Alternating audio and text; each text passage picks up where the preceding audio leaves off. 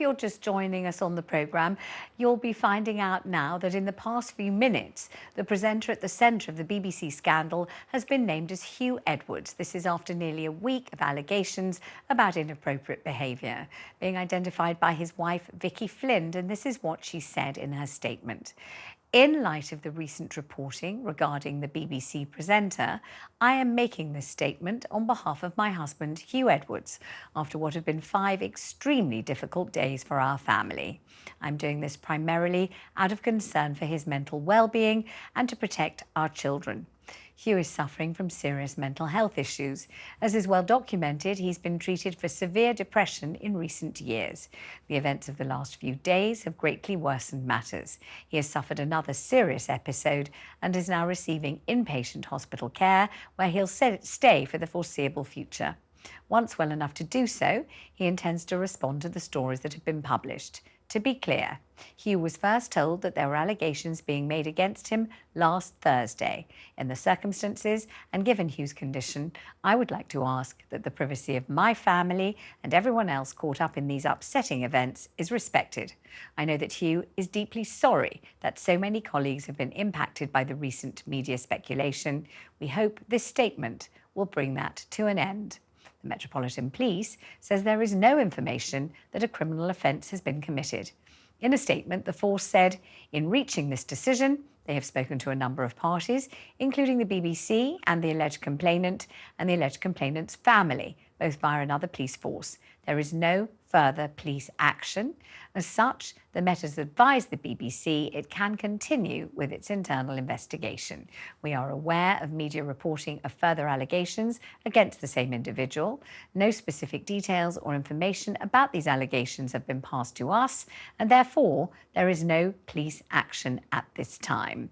And we're joined again on the programme by Kevin O'Sullivan of talkTV to get his take on this revelation. Kevin, thank you for joining me. I have been saying, and you don't by any means have to agree if you have a different view, but I have been saying that as far as I'm concerned, by my own personal experience, Huw Edwards most certainly one of the good ones, one of the polite, diplomatic, gentle-mannered, convivial, decent presenters with a very high profile and a very high salary, but a nice, friendly, charming personality, certainly not one of the obvious baddies. Well, I don't necessarily think he's a baddie now. I think when you say no one's ever heard anything about him, I'm going to tell you the truth. I have heard rumours about Huw Edwards along the lines of what we've been reading in the Sun. Okay. Over the past few days. I've heard this in the past. A few other people at the BBC have as well. I'll tell you what my reaction to that was, Vanessa.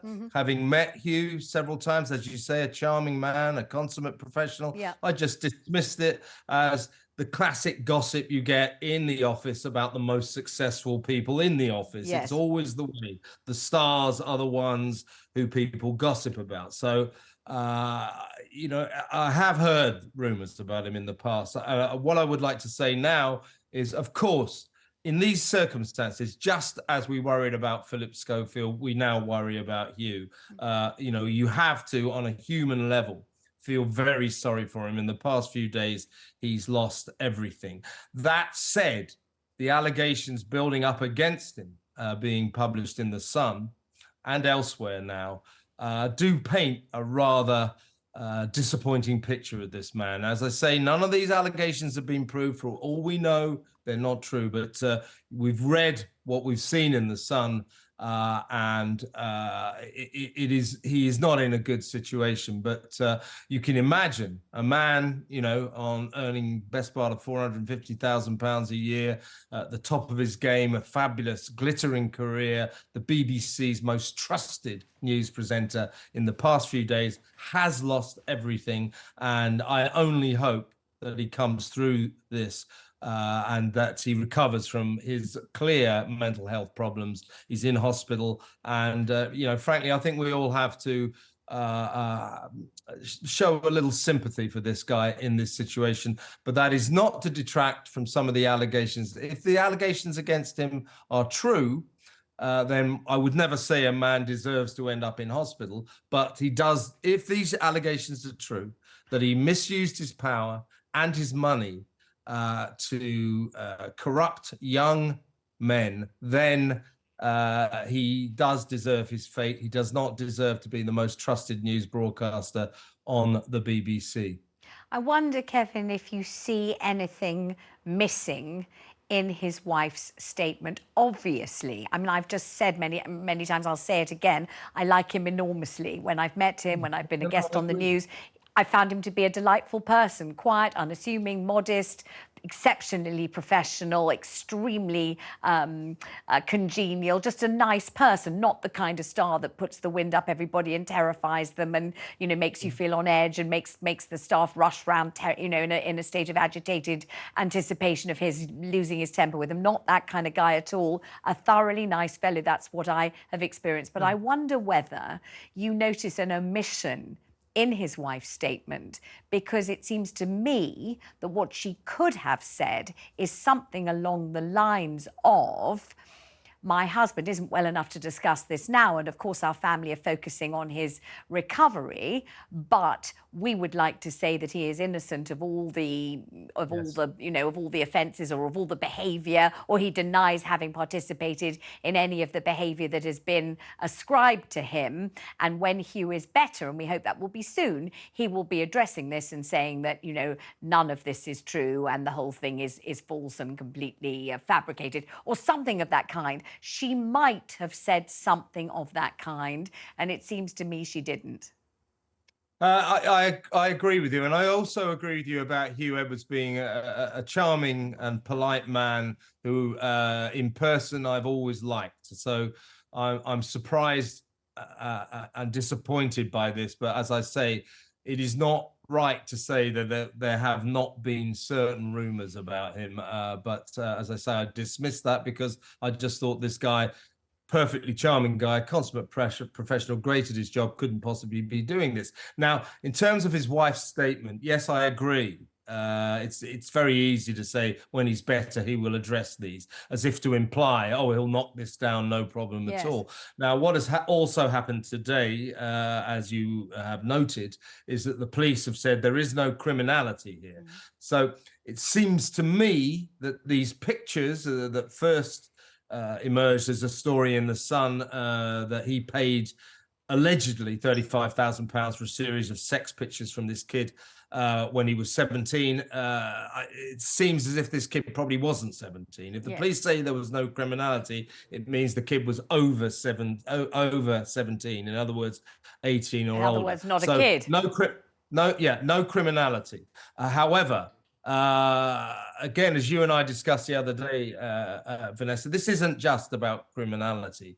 I mean, I saw Nicky Campbell this morning on his radio show was saying, is it any of our business? I'm afraid it is. This is the state broadcaster. We pay for it. We pay £160 a year for our TV licenses. And this man is, to use an American analogy, he's the Walter Cronkite of the BBC. He is the most trusted face on the BBC. You do not appoint a person to this position, the senior news bulletin announcer, without serious thought. And in that respect, if these allegations are true, he has abused that trust to an egregious extent. And if these allegations are true, I'm afraid he does not deserve to be on our television screens, and certainly does not deserve to be in the position he has held with distinction for many years. And finally, Kevin, of course, you know, whether he deserves it or whether he doesn't deserve it, if you are, as he now is, as we can now identify, the senior newsreader on the BBC, and your job is imparting the news in a way in which people can digest what you're saying clearly and in their own homes at their own speed, and actually all the audience can think of is what you're supposed to have done and what your sexual proclivities are, and the disparity between the happily married person you seem to be and the person whose activities they're now finding out about. That puts you in an impossible position, doesn't it? Because you are the impediment to the news that you yourself are delivering, and that cannot be a situation that can possibly be allowed to continue. It certainly can't.